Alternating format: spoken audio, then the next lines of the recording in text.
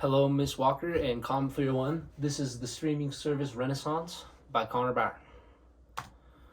As you can see here, since 2019, there's been a major upward trend in the search for streaming services online. Um, Ever since this company, Netflix, has started their streaming service back in 2007, um, there's been a major uptrend in all sorts of type of different streaming services. Netflix originally started as a mail order service for DVDs where people could subscribe and they could order DVDs that got mailed to the house. But in 2007, they decided to switch their platform onto a digital streaming through cloud services, and it was very lucrative for them. So them, along with Hulu, were the major players in streaming services till about 2019, when these came out. As you see here, we have HBO Max, Paramount Plus, and Disney Plus, and there are so many other companies, Peacock, um, many others that are getting into the streaming service game that are trying to make money off of this new phenomena. Today, I'm going to be focusing on Disney Plus. Disney Plus is probably my personal favorite of all streaming services, other than maybe HBO Max, and that's just because of Game of Thrones. But Disney Plus holds some of all of the Marvel movies, just classic Disney movies from my childhood, and my personal favorite, all of the Star Wars stuff that keeps coming out. After Star Wars was bought by Disney back in 2012, they have been working hard on making new shows that come out pretty much maybe 3 shows every year that are all just great shows. Who owns it? It's owned by the Disney Media and Entertainment Distribution Corporation, which is one of the 5 major sub companies inside of the Disney Corporation that work hard to make good content for its fans. It's also a public company, and its shares can be sold for $132 per share.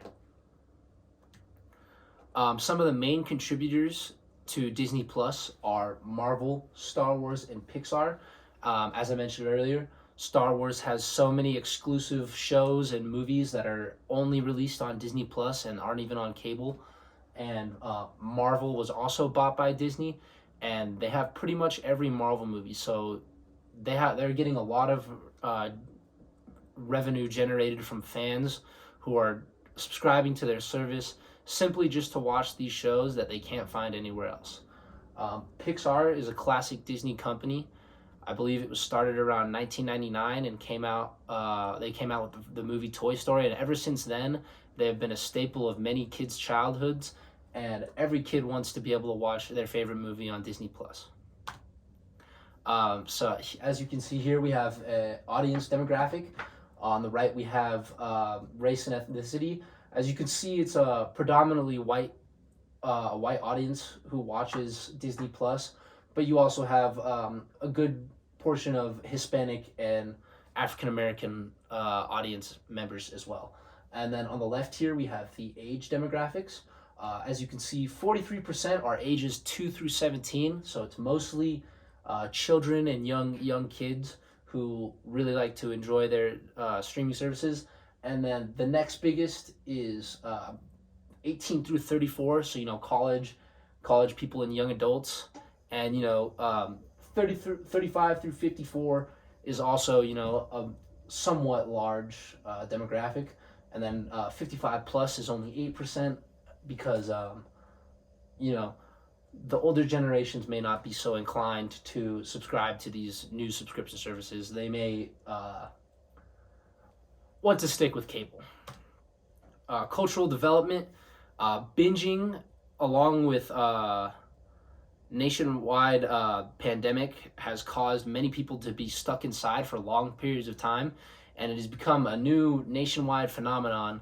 Binging, watching a show and completing it in one sitting, just watching episode after episode. And before, many cable services, TV stations had marathons on their shows, but there would be commercials in between. But now you can watch a complete show, no interruptions by ads, only offered through streaming services. Technological developments. As you can see here is a wide range of movies from people's childhood, Disney movies.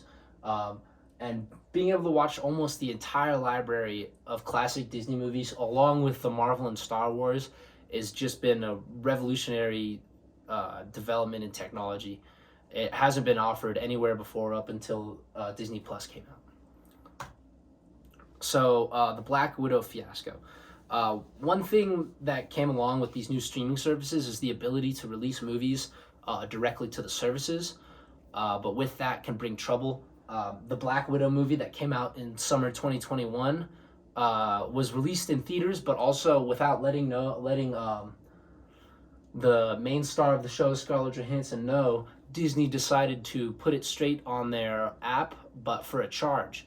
And as a result of this, Scarlett Johansson lost a lot of her bonus from ticket sales that she would have gotten. I believe it was $50 million left on the table from box office revenue that she could have got because it was offered straight to the app for a charge of I believe it was $30, and that went straight to Disney.